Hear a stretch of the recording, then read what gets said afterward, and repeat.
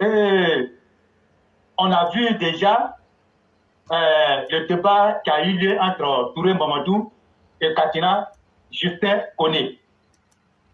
Et pour reprendre les thèmes de Touré Mamadou, il n'a pas dit, il a dit comme ça que monsieur le financier du PPACI, monsieur le financier du PPACI, qui est lui-même noyé dans les finances, il ne sait même pas ce qu'on appelle les finances.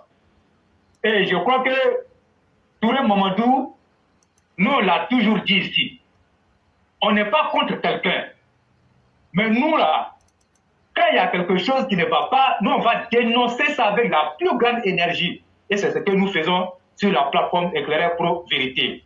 Mais quand c'est bon, nous aussi on a ce courage-là de venir dire que c'est bon. Aujourd'hui, à l'unanimité, tous les élèves de la classe Éclaireur Pro Vérité disent merci beaucoup à Touré Mamadou, notre ministre de la Jeunesse, qui a tenu le débat. En tout cas, tous les sujets, il a été à la hauteur de tous les sujets.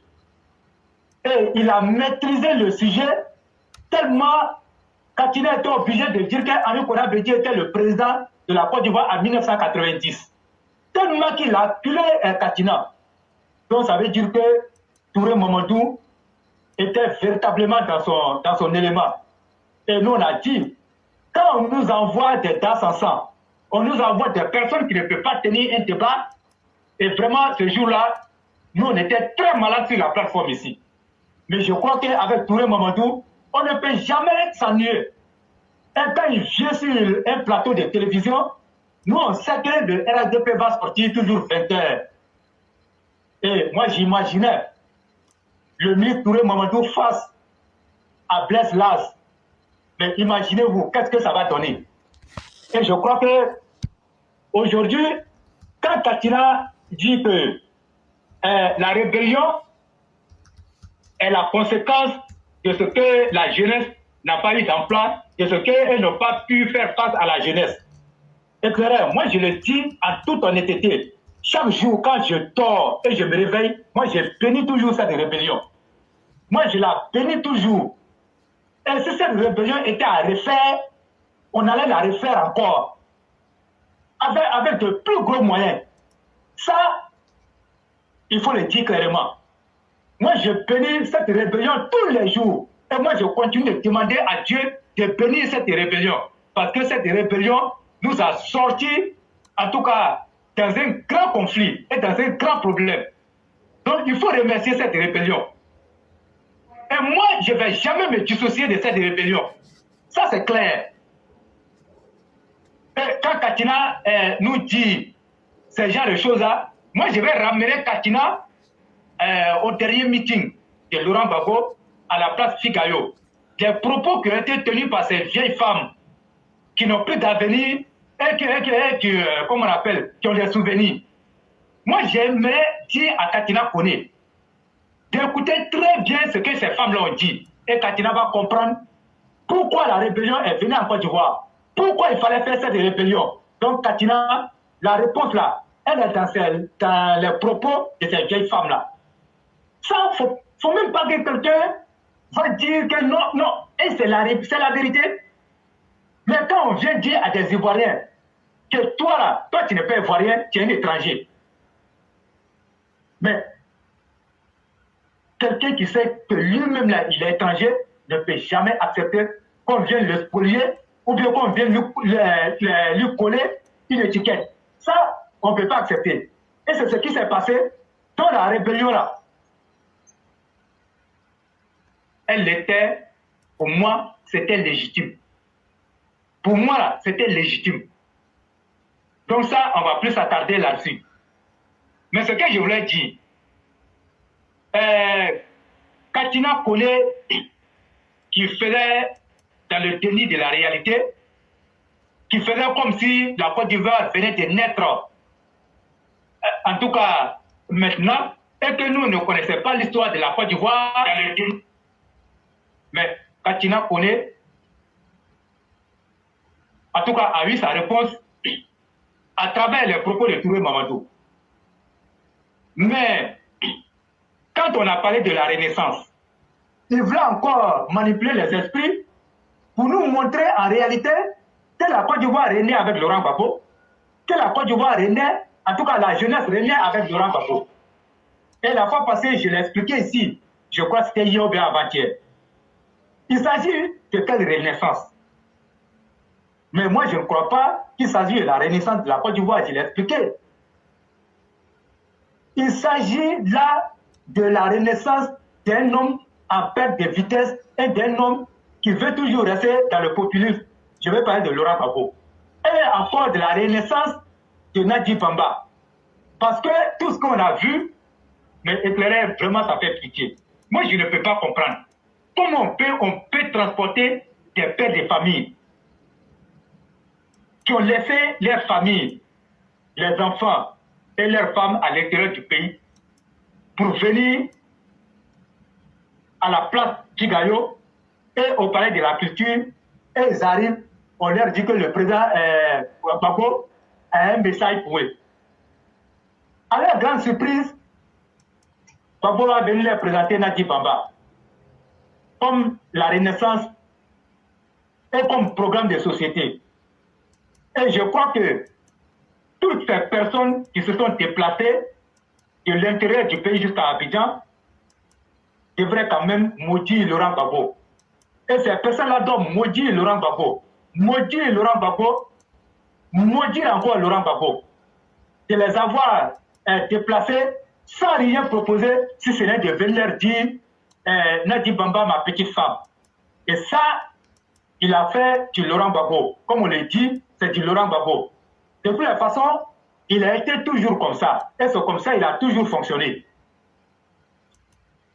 Et donc, les gens, ils en avaient tellement marre du discours de Laurent Gbagbo qu'il a été incapable même de répondre aux questions. Mais la question qui lui avait été posée, à savoir, qu'est-ce qu'il proposait à la jeunesse? Qu'est-ce qui montre encore qu'on doit lui faire confiance? Mais Laurent Gbagbo, s'il était un vrai homme politique de la trame du président Alassane Ouattara, et je crois qu'il aurait pu donner une réponse qui allait satisfaire, en tout cas ces jeunes qui étaient devant lui. Regardez un peu. On te dit quelle solution tu proposes. Et tu dis que toi, tu n'es pas au pouvoir, tu n'as pas de solution à proposer. De toutes les façons, les hommes politiques sont comme des commerçants qui vendent leurs produits. Tu es libre d'acheter le produit ou pas. Mais rafraîchissons un peu la mémoire à Laurent Gbagbo et à ses partisans. Nous, partisans du président Alassane Ouattara, nous, militants du RADP, nous, militants du RD à l'époque, nous, Ivoiriens à l'époque, quand le président Alassane Ouattara rentrait en politique et qu'il avait entamé de parcourir l'intérieur du pays, il partait avec un programme. Et il a présenté un programme. Et lorsqu'il avait l'occasion de réunir la jeunesse, il donnait le programme qu'il avait pour la jeunesse. Et il disait toujours, si j'arrive, si Dieu fait que j'arrive au pouvoir, voilà ce que je vous promets, comme on appelle, je vous promets en tant que jeune ivoirien. Et son programme était tellement spécifique pour la jeunesse que nous-mêmes, on se posait des questions, mais lorsqu'il va arriver au pouvoir, est-ce qu'il pourra faire face à tout ce qu'il a promis pour la jeunesse? Et donc, il n'a pas attendu d'être au pouvoir pour tenir des promesses et pour dire certaines choses face à la jeunesse. Mais lui, Laurent Gbagbo, il dit non, donnez-moi le pouvoir. Quand je vais arriver au pouvoir, c'est là maintenant que je vais vous promettre ce que je peux faire.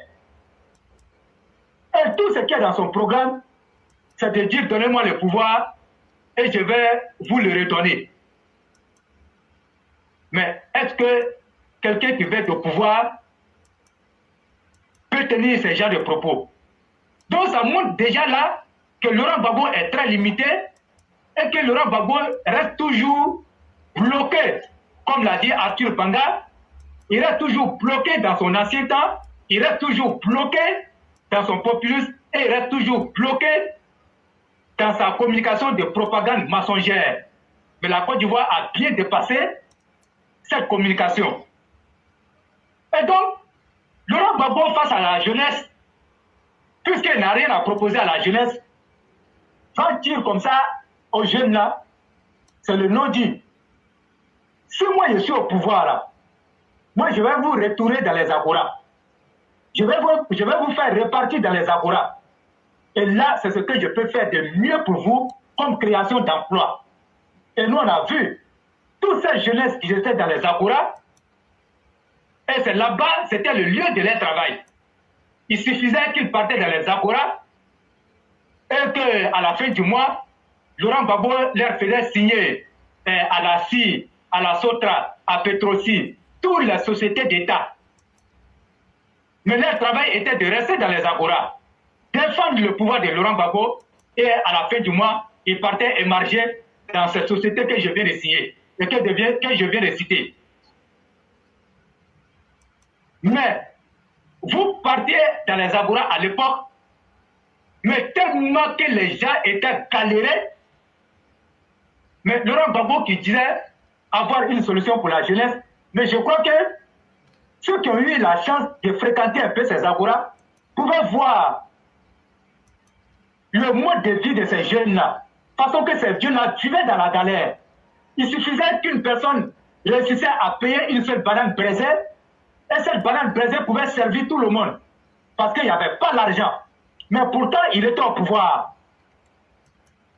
Mais il n'y a que les Goudé qui se croyait un fait stratège, et aussi qui ne voulait pas travailler, a compris que si il ne constituait pas cette jeunesse comme bouclier pour protéger le pouvoir de Laurent Gbagbo ne pouvait pas faire les 10 ans.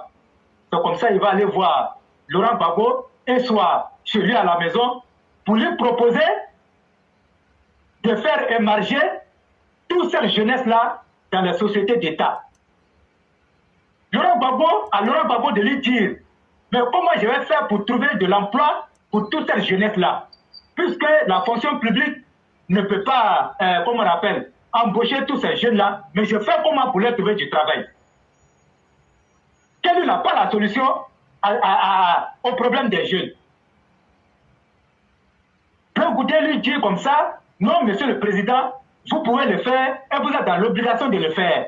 Si vous voulez que votre pouvoir reste, comme on appelle, soit défendu et que le pouvoir reste debout, vous devez trouver du travail à ces jeunes-là. Et Bleu Goudé est venu avec, comme on appelle, un dossier. Je vais dire même, c'est un roman. Il est venu avec ça, où il y avait le nom de ces jeunes-là. Tous ces jeunes qui étaient dans les agoras. Et il lui a dit, on va prendre ces listes-là et on va aller les déposer dans les EPN, les établissements publics nationaux, je veux dire les sociétés d'État. Et donc, on peut dire, bon, on prend, comme on appelle, Tom Chabi, on prend, comme on appelle, Olivier Amiral, on prend Foudado, on prend Ado 100%. Bon, vous quatre là, vos noms sont déposés à la CI. Donc, chaque fin de mois, Foudado, Amiral Olivier, Ado 100%, Adjara Koulibaly, vous partez émarger à la CI et vous prenez 200 000, 300 000, 400 000. Mais votre rôle là, c'est de rester dans les agoras pour défendre le pouvoir. Et puis maintenant, on passe à une deuxième société. On prend Petrosi Holding. On dit, bon, Eric Bakayoko, Fatouma Ouattara, Soumaworo Mariam, désormais, vous partez émarger à Petrosi pour prendre l'argent, mais vous restez dans les agoras pour défendre le pouvoir. Et puis on passe encore à une autre société. On dit Mère Aki, Berté Abdoulaye, comment on appelle, Mouchato, Mouchato.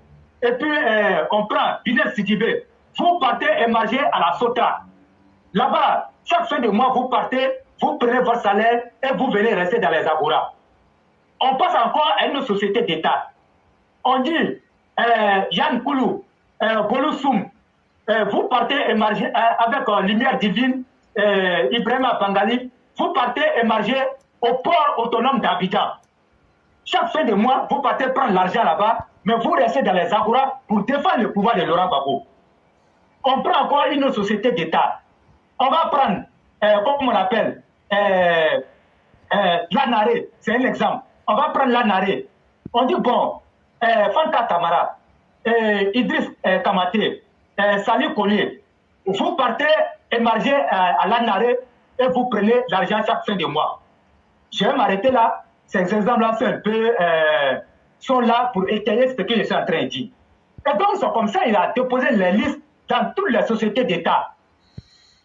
Et chaque fin de mois, il partait prendre l'argent et les sociétés d'État étaient en train de tomber en faillite. D'ici que Laurent Gbagbo va quitter le pouvoir, toutes ces sociétés-là sont tombées en faillite. Et donc, vous aurez remarqué à l'époque, lorsque Blé Goudé sort, et puis il crie, dès qu'il dit, toi qui manges, si tu es en train de dormir, si tu es en train de faire quelque chose, tu es en train de manger, de potes ta cuillère et défends la République. Mais quand Blé Goudé lance l'appel comme ça, que la République a attaqué, la République en danger, levez-vous et défendez la République éclairée. Blé Goudé ne parlait pas du roi du printemps, il ne parlait pas de Sundiata, il ne parlait pas de, comment on appelle, de toi-même éclairé, il ne parlait pas de mer blanc, il ne parlait pas, comment on appelle, de toutes ces personnes-là. Mais quand il lançait ce communiqué, ce message-là, ces personnes se connaissaient. Ces personnes se connaissaient. Et donc, toutes ces personnes que vous avez vues qui sortaient, ce sont ces personnes-là qui émergeaient dans les sociétés d'État et qu'ils se connaissaient. Dès que Blé Goudé lance le son, ils sortaient en même temps. Parce que c'est leur mangement qui était en jeu. Donc s'ils ne sortaient pas pour défendre le pouvoir et que le pouvoir tombait, et là, il allait, comme on appelle Fatouma Ouattara, à 200%, n'allait plus pouvoir émerger à la cire. Ils allaient rester dans la galère et c'est ce qu'on a vu. Dès que Laurent Gbagbo est tombé, les sociétés d'État sont tombées en faillite et ces jeunes-là ne pourraient plus aller émerger. Et donc, ils étaient livrés à eux-mêmes. Et si vous voyez encore, ces jeunes-là continuent de se battre pour que Laurent Gbagbo revienne au pouvoir, ce n'est pas pour quelque chose d'autre. Ce n'est pas pour venir trouver de l'emploi, et c'est de venir encore rester dans les agoras, et puisqu'ils n'ont pas cette culture d'aller travailler de l'air du doigt, c'est d'aller rester encore dans les agoras, et puis chaque fin de mois, aller reprendre encore le même scénario d'émargement dans les sociétés d'État. Et donc c'est le discours, c'est le non-lieu, ou encore, c'est le fond du discours que Laurent Gbagbo a prononcé devant la jeunesse, au Palais de la Culture, et à Yopougon, suivi de la présentation officielle de Nadi Bamba comme sa petite femme, et sa femme officielle. C'est le message qu'elle a. Et donc, puisque aujourd'hui, le président Alassane Ouattara veut nous donner une autre culture de la politique, et comme on appelle la politique de l'emploi jeune, fait qu'aujourd'hui, le message de Laurent Gbagbo a du mal à passer dans l'esprit de cette jeunesse consciente qui veut réellement renouer avec l'avenir qu'elle avait perdu. Est-ce que vous voyez un peu? Et donc aujourd'hui, quand vous voyez tous les hurlements ou encore tout ce vocifèrement de Katina Kouré et consorts, mais ça veut dire qu'ils sont en perte de vitesse. Et donc ils ont compris que la politique que le président Alassane Ouattara a mis en place, cette politique-là ne leur permet plus de pouvoir abrutir la jeunesse, et que cette politique-là aujourd'hui est celle-là même qui sied avec ce 21e siècle-là, où chacun veut être autonome. Et vous avez vu, Katina Koné est resté dans du coq à l'âne. Il est resté en train de vociférer. Non, le président Laurent Gbagbo, quand il est allé dans la mer, il avait déclaré l'année de la jeunesse qu'il voulait parler, mais c'est le gouvernement qui est en train de copier sur eux. Et il vient revenir encore pour dire que ce même gouvernement avait décrété, je crois, 2016 comme l'année de la jeunesse, comme le mandat de la jeunesse. Mais Touré Mamadou a vite fait de le recadrer. Et ce que le PPACI et ses financiers ne savent pas, c'est que le monde n'est pas statique. Et les choses évoluent. Et quand on est dans une société, on essaie d'adapter, comme on appelle la politique de l'emploi, aux réalités du moment. Mais depuis que le président Alassane Ouattara est arrivé, mais beaucoup est fait pour la jeunesse. Et l'immigration clandestine dont tu dois parler, et je crois que c'est la politique mise en place par le président Alassane Ouattara qui a contribué à la réduction de ces migrants-là. On ne parle plus trop de ça. Et Sundiata a tellement bien étayé et a tellement bien développé ce sujet que moi, je ne vais plus m'attarder là-dessus. Des gens qui prennent la nationalité ivoirienne, des Camerounais, un peu partout, mais surtout ceux de l'Afrique centrale, au nom de la Côte d'Ivoire, pour salir l'image du pays. Sinon, un jeune Ivoirien qui a 5 millions ne peut pas prendre ces 5 millions-là pour prendre la Méditerranée pour aller mourir sur l'eau. Moi, je ne le vois pas. Et donc, la politique là, de la jeunesse, elle ne va pas s'arrêter. Et même si le président Hassan Ouattara n'est pas là, et que son successeur est là, son successeur va réadapter encore et va essayer de reformuler et adapter, comme on appelle, cette question de la jeunesse là, à la situation que nous vivons. Donc ça veut dire quoi? Chaque chose a son temps et les choses se font selon le contexte dans lequel nous vivons. Et donc moi je me demande bien, où ces hommes-là sont allés faire leur école. Et Félix Houphouët-Boigny a jeté de l'argent en envoyant ces catinas-là à l'étranger pour aller étudier. Et voilà des intellectuels qui auraient pu apporter quelque chose de plus-value au développement de la Côte d'Ivoire, mais force est de constater que nous sommes au regret de voir Katina Koné un financier de pacotille qui essaie d'abrutir la jeunesse et qui essaie de manipuler les gens et qui essaie de saboter le travail du président Hassan Ouattara. Éclairé, je dis merci beaucoup au ministre Touré Mamadou. Je dis merci au ministre Touré Mamadou pour la simple et bonne raison que face à ce genre de personnes, Touré Mamadou est la personne la mieux placée pour les recadrer. Touré Mamadou, il est étudiant. Ce n'est pas minable comme les Katina connaissent. Et ça, je suis désolé de le dire, et moi, je vais le dire. Je vais le dire en toute honnêteté.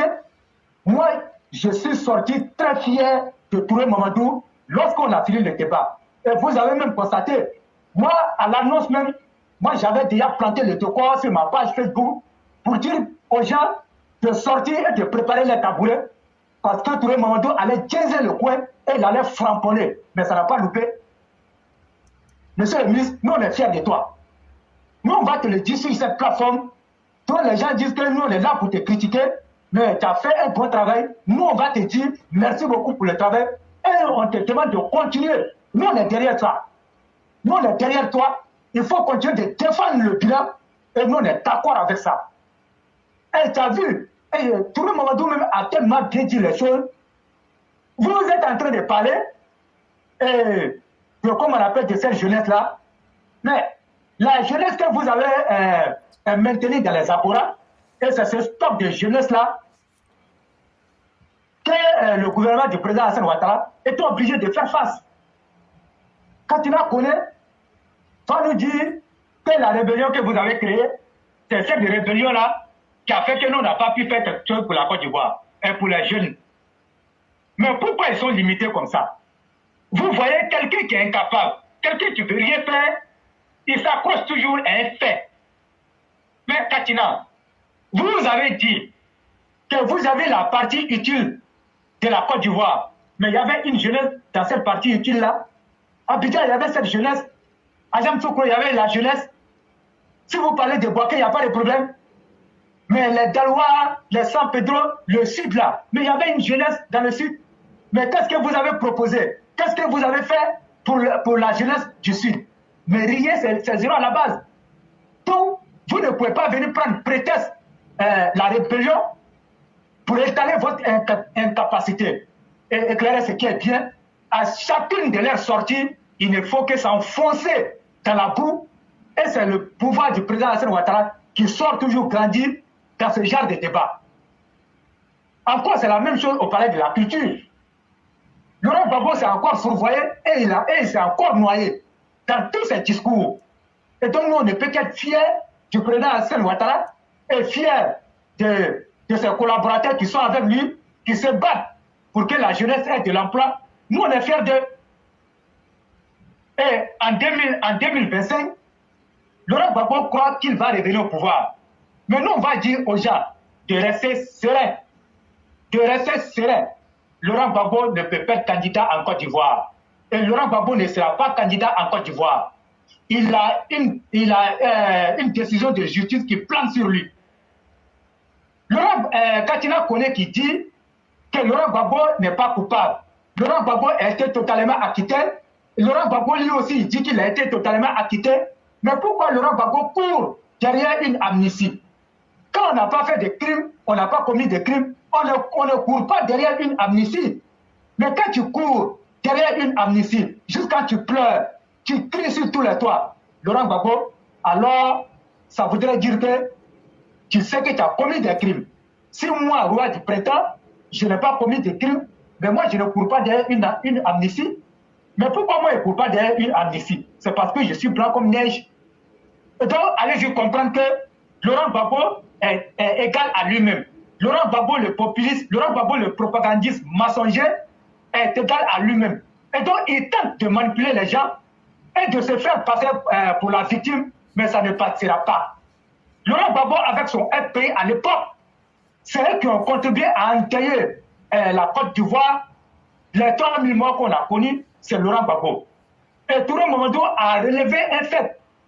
Ce qui a fait que Laurent Gbagbo a été acquitté, il y a eu 5 faits majeurs dont il a cité, notamment les tueries des femmes d'Abobo, le marché de Charakone, à Yopougon, ainsi de suite un peu partout. Et que le procureur n'avait pas réussi, en tout cas, à prouver la responsabilité directe de Laurent Gbagbo dans tout ce qu'il a cité. Et c'est ce qui a fait que 3 des 5 juges ont dit comme ça qu'il n'était pas d'homme. C'est comme ça qu'il a été libéré.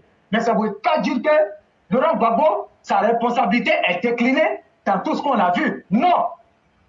Non. Moi, je le dis et j'écris encore, je dis non. Laurent Gbagbo était criminel. Et ça, personne ne peut nous le démontrer. Comme on appelle par A plus B, que c'est pas criminel. Donc, se faire passer par la victime et nous faire passer par le bourreau, c'est ce que Laurent Gbagbo est en train de faire. C'est ce qu'il est en train de faire. Si le président Hassan Ouattara, tous les jours je le dis, n'était pas un homme aguerri, un homme averti, si c'était un président zozo, un président qui ne sait pas réfléchir, un président qui n'a aucun, comme on appelle, amour pour ces militants qui ont été tués, aurait pu prendre une amnistie pour blanchir Laurent Gbagbo et de le laver de tous les crimes. Et en ce moment, Laurent Gbagbo allait se retourner, puisqu'il le chante. Moi, j'ai été acquitté. On dit, moi, je suis blanc. Je n'ai pas tué quelqu'un. Donc maintenant, on va aller à la recherche de la vérité. Celui qui a tué les 3000 morts là. Moi, Laurent Gbagbo, je vais connaître la personne. Et je vais savoir qui a tué les 3000 morts. À ce moment, Laurent Gbagbo serait dans ses droits de réclamer justice et de réclamer réparation. Mais comme il a eu plus fort que lui, plus intelligent que lui, Laurent Gbagbo, l'étiquette de criminel là va rester sur toi. Et cette décision de justice là, tu vas mourir avec ça. Et tu ne peux plus rien faire. Et donc, les magistrats qui vont faire l'arbitrage des dossiers de candidature en 2025 ne sont pas dupes. Et moi, je vais préciser quelque chose. Éclaireur, nous sommes en train de dire qu'il faut que la justice soit faite. Mais, on a connu 3000 morts. Parce que Laurent Gbagbo était dans le jeu politique. Laurent Gbagbo était candidat. Et quand il a perdu les élections, il s'est accroché au pouvoir. Chose qui nous a conduit au déchirement des résultats par le brigand Kamana Pikas, par la suite, qui nous a envoyé les 3000 morts. Imaginez-vous un instant que Laurent Gbagbo, sa candidature venait être acceptée par les magistrats et qu'il se retrouve maintenant candidat. On va aller aux élections, mais allez-y comprendre qu'on n'aura plus 3000 morts. Hein. On n'aura plus 3000 morts. On aura 15 000 morts. On va tripler. On va tripler, voire quadrupler ça. Donc tout simplement, Laurent Gbagbo sera battu, mais il va refuser de s'accrocher, puisque c'est son ensemble de définitions. Le seul langage que ceux-là comprennent, c'est le langage de la violence. Il ne prospère que dans la violence, quand il y a les troupes, et donc c'est comme ça, ils sont. Donc ils vont venir nous créer encore des troupes pour enquêter encore la population. Et donc, comme les gens savent comment ils fonctionnent, et personne ne va prendre ce risque-là de valider une quelconque candidature d'un criminel non repenti qui a encore une peine de justice sur sa tête. Et ça, il faut que ça soit clair. On ne va plus revenir dedans. Ça, c'est clair. Maintenant, quand la candidature sera rejetée, comme je vous l'ai dit, quand ils vont sortir, nous, on va profiter pour régler nos comptes de 2011. Nous, les militants du RDR, on va profiter et on va régler nos comptes. Et c'est comme ça va se passer. Donc, je crois que le message, il est clair. Il faut que nous soyons sereins face à cette situation. Laurent Gbagbo ne sera pas candidat. Laurent Gbagbo ne sera pas candidat. Même candidat à une élection de mairie. Il ne peut même pas, même association de quartier. Il est, comme on appelle, président du PPACI, mais ils savent très bien. C'est un président qui n'a pas de pouvoir et c'est un président qui n'a pas de légitimité vis-à-vis de l'État de Côte d'Ivoire. Ça, c'est clair. On va dire, mais pourquoi on ne va pas le... Non, laissez-le. Laissez-le. Mais ce que nous savons, c'est qu'il ne peut pas être candidat. Il faut que ça soit clair. Et donc, pour vous dire en réalité que ces gens-là n'ont rien à proposer aux Ivoiriens, ils ont encore la nostalgie parce qu'ils ont perdu le pouvoir, ça leur fait très mal. Donc, ils veulent revenir au pouvoir pour se venger. Ce n'est pas pour venir travailler pour les Ivoiriens, ce n'est pas pour venir proposer comme on appelle, un programme de société qui va faire aux Ivoiriens, non. C'est pour venir piller les caisses de l'État et venir se venger, envoyer les gens en exil parce qu'ils ont été en exil. Donc, voilà un peu ce que le PPACI fait, comme on appelle, réserve aux Ivoiriens, mais nous, on ne va pas accepter. On va continuer à soutenir le président Alassane Ouattara, à soutenir toutes ces personnes qui sont avec lui. Nous, on est prêts pour aller au combat. Et ça, c'est clair. Maintenant, moi, j'aimerais te dire merci. Dire merci à Jenny Pacheco. Dire merci à Rachel Crasso. Moi, je vais le dire honnêtement. Si j'ai tenu à remercier ces trois personnes-là, mes chers élèves de la classe, je me trompe rarement. Et je sais de quoi je parle et je pèse bien mes mots. Ils sont ces trois personnes-là. Quand vous écoutez leur communication, vous y trouverez du contenu dans ce qu'ils disent. Et ça, les autorités sont fiers de ces trois personnes-là. Johnny Pacheco, éclaireur pro-vérité, et notre mère Rachel Crasso, ce sont des personnes qui, lorsqu'ils communiquent, leur communication a un impact positif et un impact direct sur la population et qui apporte quelque chose de positif à la communication. Éclaireur, soyez fiers de vous. Soyez fiers de vous. Et je dis, Johnny Pacheco, Rachel Crasso, éclaireur pro-vérité, vous êtes les atouts des réseaux sociaux. Personne ne peut vous enlever ces qualités-là. Et vous faites tellement bien le travail que quand vous finissez de communiquer, tu n'as plus envie d'aller quelque part d'autre pour aller te faire, comme on appelle, abrutir. Éclaireur, soyez fiers de vous. Et moi, je tiens à le dire, ce sont des études qui ont été menées. Ce sont des sondages qui ont été menés. Moi, je ne suis pas à la base de ça. Éclaireur, si vous avez quelque chose à ajouter. Vraiment, c'est de vous dire merci pour toute l'abnégation dont vous faites preuve et les efforts que vous faites au quotidien pour essayer d'aider les populations à comprendre la réalité. Moi, je ne suis pas au pays et comme tu l'as dit, je ne peux pas être au fait de ces renseignements-là. Mais toujours est-il que notre objectif demeure de pouvoir conscientiser nos populations, de pouvoir les aider. Et il faut qu'on continue à communiquer dans le bon sens, qui puisse aider la majorité des Ivoiriens pour que la paix puisse être une réalité. Le président Alassane Ouattara fait déjà ce qu'il peut. Mais qu'est-ce que nous faisons? Et chacun à quelque niveau que nous nous situons, on peut apporter quelque chose. Même ceux qui sont sur les directs qui disent « Ah, bon, c'est cœur seulement tu mets. » Mais si toi tu ne mets pas cœur, il n'y aura pas émission. Donc tu es plus important même que celui-même qui est en train d'animer l'émission aussi. C'est un travail commun que nous faisons. Et nous disons merci à ceux qui savent que la communication, c'est comme un système. Et tout doit être su, tout doit être calibré et on doit avoir des objectifs dans le court, dans le moyen et dans le long terme. Ce n'est pas le hasard et il ne faut pas se laisser influencer par les événements. Sinon, on devient donc celui-là même qui est en train de suivre les événements. Mais nous essayons d'analyser les événements. Quelque chose peut se passer il y a plus de 10 ans, mais quand on va analyser, on fait une projection.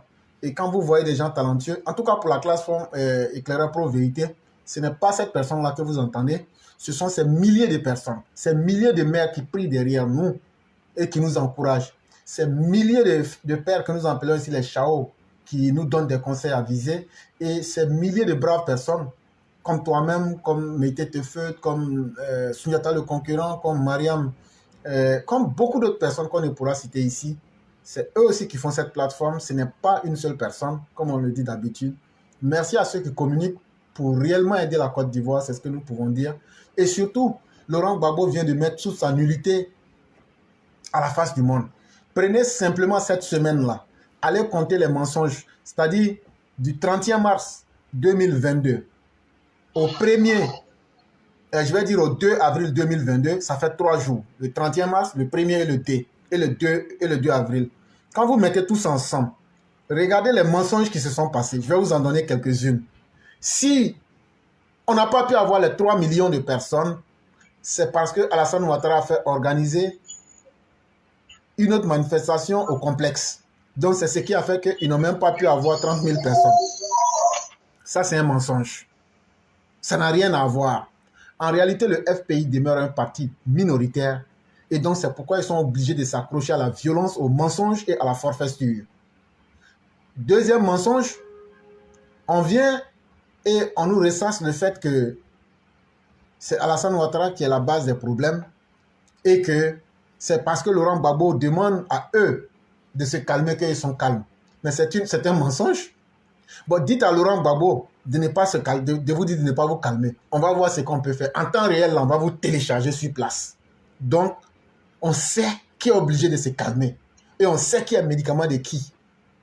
Troisième mensonge qu'il fallait encore décoder, c'est lorsque Laurent Gbagbo, qui dit que lui veut aspirer à gérer la Côte d'Ivoire, vient devant les jeunes. Et il leur dit, voilà ce qui fait que vous avez trop de problèmes. Il y a 70% de la population à moins de 35 ans et ils n'ont pas de travail. En tout cas, les gens, eux, ils ont joué leur part, ils sont à l'école, ils ont eu les diplômes, mais il n'y a pas de travail pour eux. C'est bien beau. Mais là où le mensonge réside, quand on lui demande, qu'est-ce que tu proposes aujourd'hui? Je ne suis pas au pouvoir, donc je n'ai rien à vous proposer. Et donc, ça fait encore troisième mensonge. On aurait pu continuer et décoder autant de mensonges jusqu'à aller, on pouvait vous démontrer plus de 15 mensonges. Mais je prends quelques-unes pour que vous-même vous puissiez constater. Et le dernier que je vais prendre, c'est quand le sieur Katina, sur la plateforme NCI, la télévision NCI, s'amuse à venir dire qu'en 90, c'est Henri Konan Bédié qui gérait le pouvoir. Tout le monde sait que c'est du gros mensonge. En 90, Henri Konan Bédié ne gérait pas le pouvoir. Celui qui gérait régulièrement le pouvoir s'appelle Félix Houphouët-Boigny. Et ça, c'est très important à relever.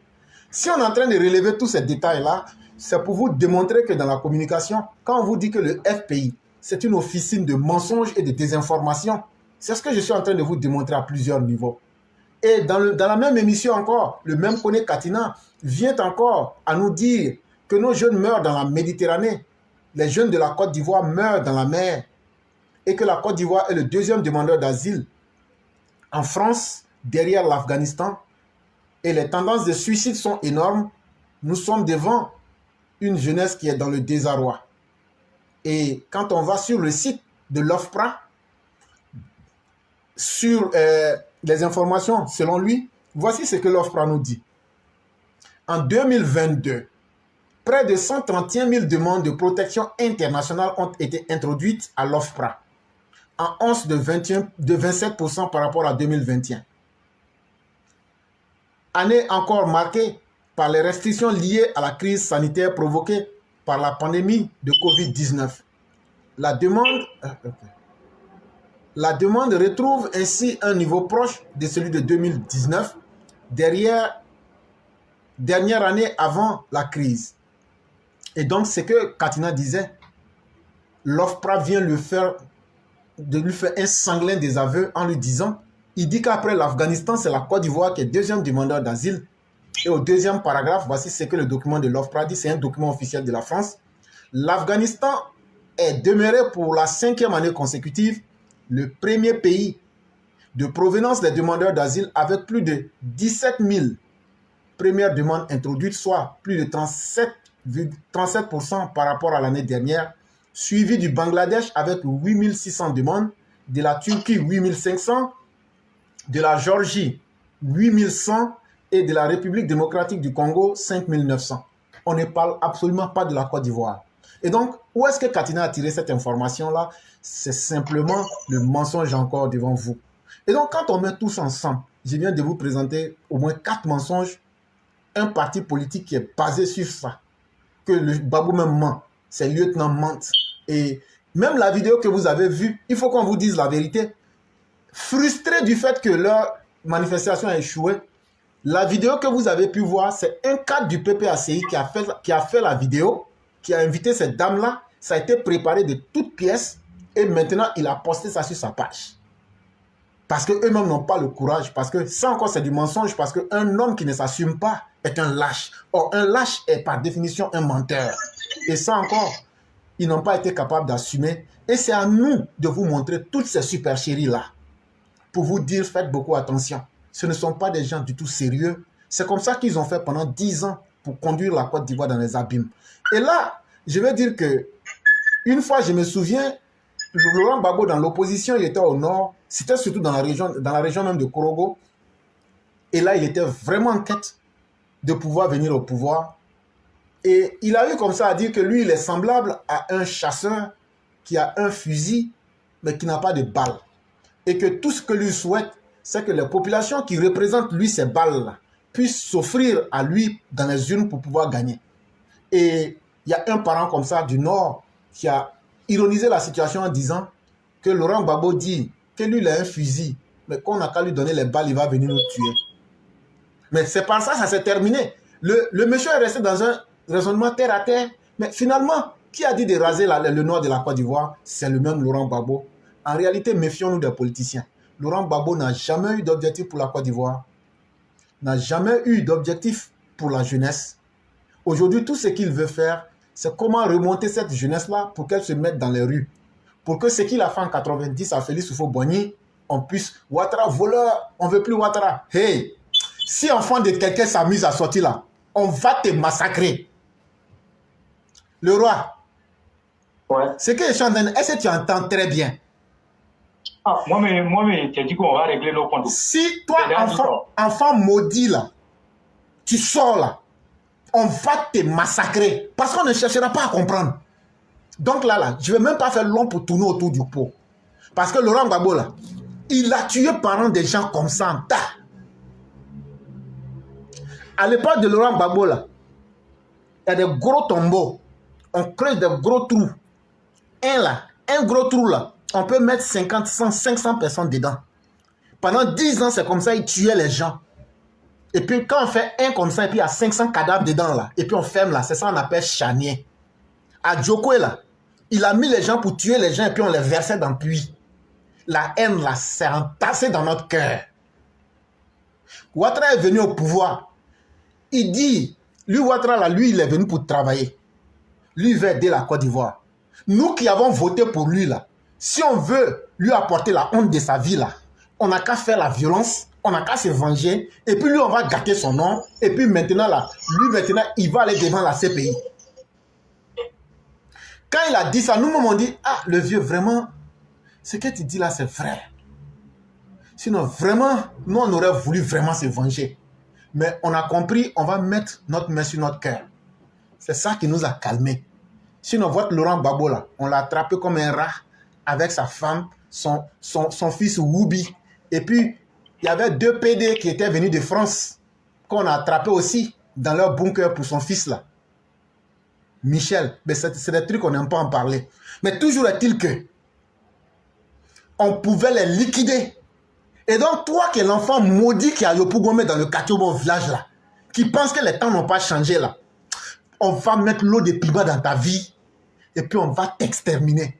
Là, quand c'est comme ça, là, tu vas comprendre qu'il y a des gens, là, leur haine, là, ça est dans leur corps. Et on vous parle tous les jours, vous pensez que c'est amusement. Ah non, comme je suis dans 2000, là, je ne connaissais pas. On va t'accompagner. Ta vie, là, ça ne va pas dépasser 23 ans sur la terre. Donc, vous, les jeunes malades qui suivez Laurent Gbagbo, là, on vous a dit ce qui est bon conseil pour vous conseiller. On vous a dit ce qu'il a fait. Ne pensez pas que ceux à qui il a fait du mal, là, on a pardonné. On ne va pas lui pardonner aussi. Il est venu en tant que chef inconscient. Et maintenant, il veut vous faire croire que lui, il est un Rambo, lui, il est parti, lui, il est revenu. Il n'y a pas de problème. Mais de la manière il est revenu là, cette fois-ci là, il n'aura pas le temps de fuir avec son pantalon Zazou là. Il n'aura pas le temps. Parce qu'on va le faucher pour l'ajouter dessus avec ses compagnons là. On va le conduire, votre 6 là. Vous n'aurez même pas le temps de dépasser 1. Et puis on va vous accompagner dans vos tombeaux. Ça, je crois que quand le message est dit comme ça, clairement là, vous savez déjà ce qu'on va vous faire. Donc si vous êtes garçon, continuez à suivre Laurent Gbagbo. Et donc là, on vous a donné les 2 pièces. C'est-à-dire que si vous voulez être des humains, là, on va vous traiter comme des humains. Mais si vous voulez qu'on vous traite comme des animaux, on ne va même pas se gêner une seconde pour vous donner le traitement qu'il faut. C'est ce que j'allais ajouter.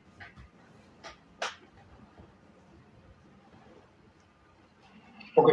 Allô? Oui, je suis là. Oui, oui. Vous avez la parole. Ok, merci beaucoup. Vous avez vu même hier la question de la justice dont nous parlons tous les jours. Mais est-ce que le ministre Touré Mamadou a manqué de dire ça? Et que là, vous voyez, quand vous êtes sur le chemin de la vérité, là, avancez. Et donc, au dialogue politique, tout ce que Touré Mamadou a dit, les conditions que le PPACI a posées, mais l'État n'a même pas regardé ça. Parce que vous dites que Laurent Gbagbo n'est pas un criminel. Laurent Gbagbo n'a rien fait. Et puis vous partez demander une amnistie au dialogue politique. Vous demandez qu'on libère, comment on appelle, de Boblé. Mais vous voyez, en fait, ils sont dans une manipulation qui ne va plus passer. Ça, c'est fini, ça. Cette manipulation-là est révolue, elle ne va plus passer. Donc, si vous réclamez l'amnistie et la libération de Dogo Blé, mais ça veut dire qu'en réalité, vous savez que Laurent Gbagbo était criminel et que c'est lui qui a causé ces 3000 morts. Et donc, moi-même, je me pose la question. Est-ce que quelqu'un comme Katina Koné qui a braqué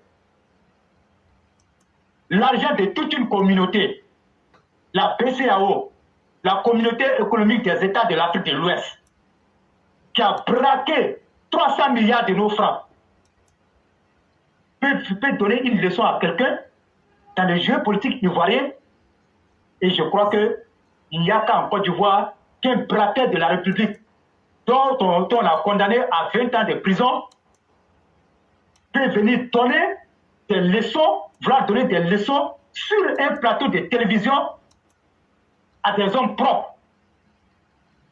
Et c'est en cela que vous allez comprendre que quand nous on dit qu'il n'y a pas de justice en Côte d'Ivoire, et Katina même l'a dit hier sur le plateau, et ça a amené Touré Mamadou à lui dire, ah bon, vous dites qu'il n'y a pas de justice en Côte d'Ivoire, mais ne venez pas vous plaindre quand la justice en toute indépendance va faire son travail. Et nous, la justice a pris acte. Donc vous allez comprendre que nous sommes sur le chemin de la vérité. Ceux qui disent que nous sommes des battes en guerre, que nous voulons brûler la Côte d'Ivoire, le ministre de la République, Touré Mamadou, a dit la même chose que nous disons ici sur la plateforme.